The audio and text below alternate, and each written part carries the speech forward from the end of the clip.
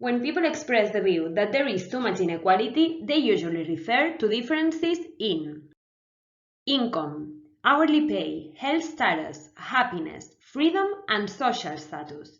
When talking about fairness, they refer to aspects like people having second chances, economic inequalities, and the fact that people with lower resources have less opportunities to success.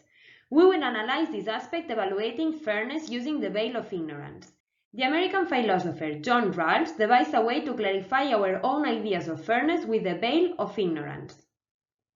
He explained his theory with the following example.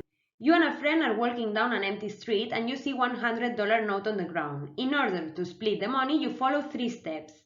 Fairness applies equally to all the people taking part in the interaction.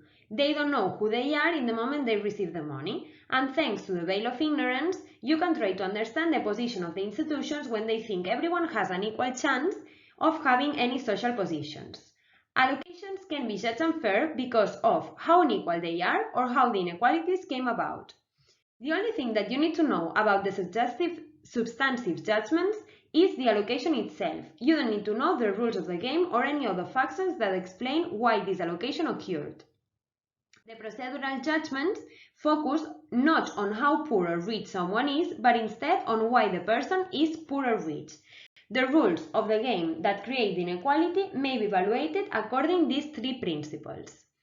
How much inequality is too much? This question cannot be answered unless we know the history of why each person is rich or poor.